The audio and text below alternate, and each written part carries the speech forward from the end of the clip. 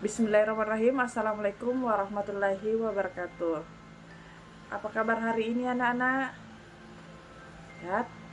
Ya, oke. Sebelum kita memulai mata pelajaran, marilah kita bersama-sama berdoa. Doa dimulai. Bismillahirrahmanirrahim. Rabbi sidini ilma warasukni fahma. Oke anak-anak.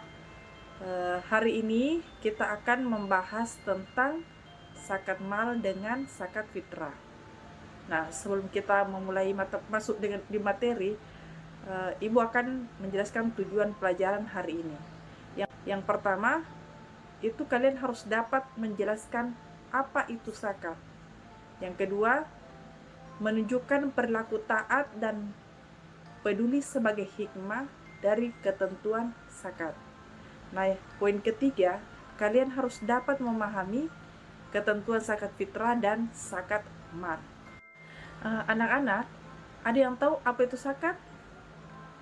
Ya, jadi zakat itu adalah harta yang wajib dikeluarkan seseorang muslim untuk diberikan kepada yang berhak menerimanya sesuai dengan syariat Islam. Nah, arti zakat sendiri secara bahasa adalah menyucikan. Zakat itu terbagi menjadi dua macam. Yang pertama, zakat fitrah dan zakat mal. Nah, yang pertama, Ibu akan bahas tentang zakat fitrah dulu. Jadi, zakat fitrah adalah zakat yang wajib dikeluarkan setiap jiwa atau orang mukmin di bulan Ramadan. Jadi zakat fitrah itu khusus di bulan Ramadan. Oleh karena itu, zakat fitrah hanya dilakukan sejak awal bulan Ramadan sampai menjelang sholat Idul Fitri. Nah, hukum zakat fitrah adalah wajib bagi semua umat Islam. Yang kedua, yaitu zakat mal. Zakat mal adalah zakat atas harta yang dimiliki oleh seseorang. Nah, zakat mal ini dikeluarkan untuk membersihkan harta yang dimiliki dengan cara memberikannya kepada orang-orang yang berhak menerimanya dengan kadar dan syarat-syarat yang telah ditentukan oleh agama. Nah, hukum mengeluarkan zakat mal adalah wajib bagi orang yang sudah memenuhi syaratnya. Nah, bahan yang dipakai untuk berzakat fitrah adalah bahan makanan pokok yang mempunyai sifat mengenyangkan, banyak ditanam orang dan tahan lama. Besarnya zakat fitrah yang harus dikeluarkan setiap jiwa adalah 1 atau 3,1 liter atau sama dengan 2,5 kilo atau dengan uang yang seharga bahan pokok makanan. Nah, syarat-syarat musaki atau zakat fitrah atau orang yang berzakat. Nah, yang pertama yaitu beragama Islam. Yang kedua, mengalami kehidupan di bulan Ramadan.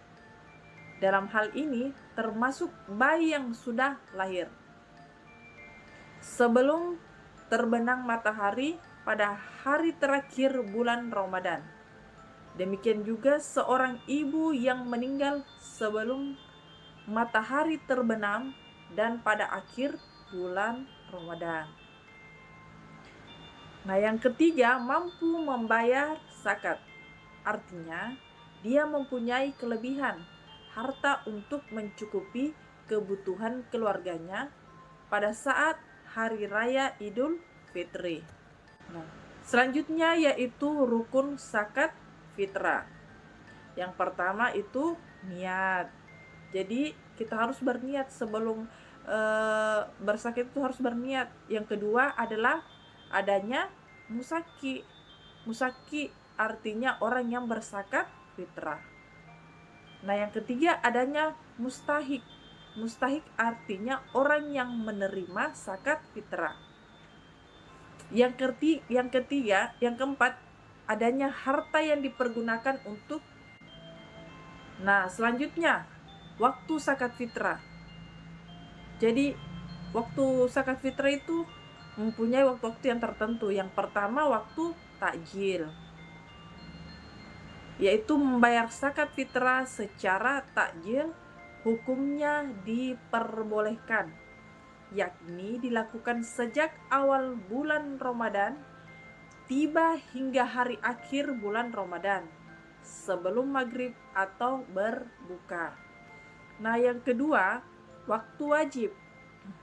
Waktu wajib ini diperuntukkan bagi muslim Islam yang membayar zakat fitrah semenjak matahari terbenam atau sholat maghrib di akhir bulan Ramadan sampai sebelum sholat subuh.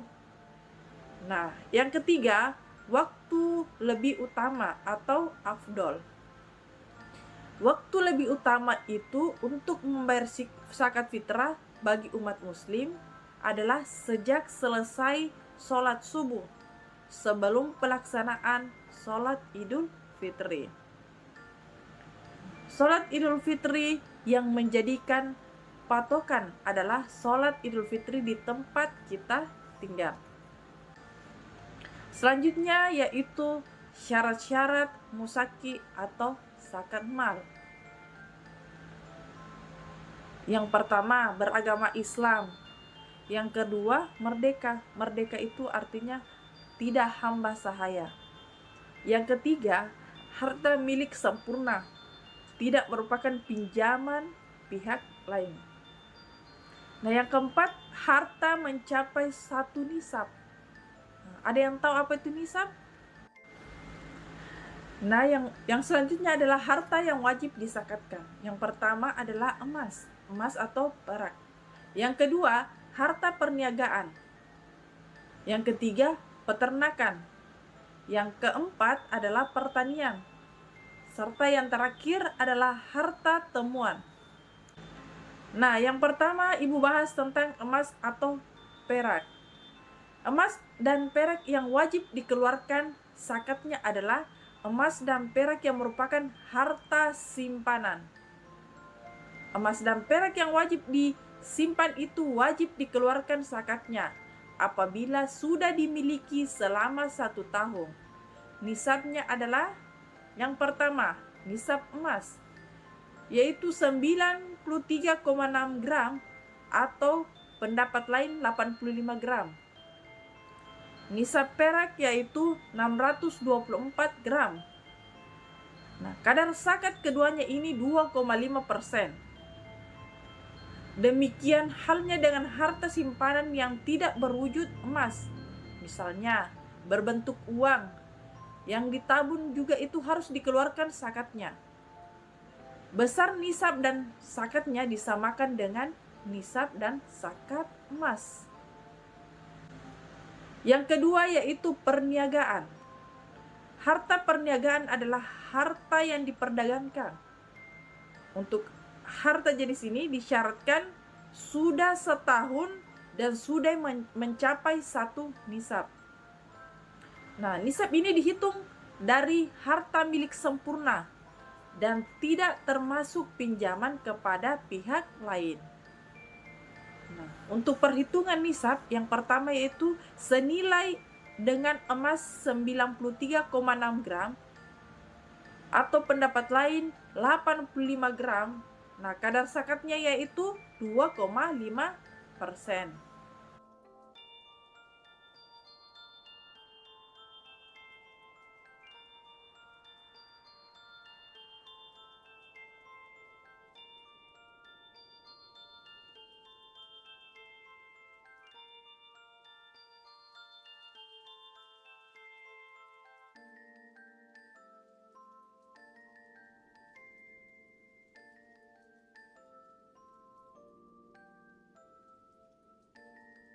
Baiklah anak-anak, sekian materi hari ini. Bagaimana, ada yang mau bertanya? Atau ada yang kurang jelas? Kalau ada yang kurang jelas atau ada yang mau dipertanyakan, silahkan bertanya. Oke? Nah, kalau sudah tidak ada lagi pertanyaan, maka Ibu akan mengakhiri materi ini dengan mengucapkan alhamdulillah. Oke? Sekian dan terima kasih. Assalamualaikum warahmatullahi wabarakatuh.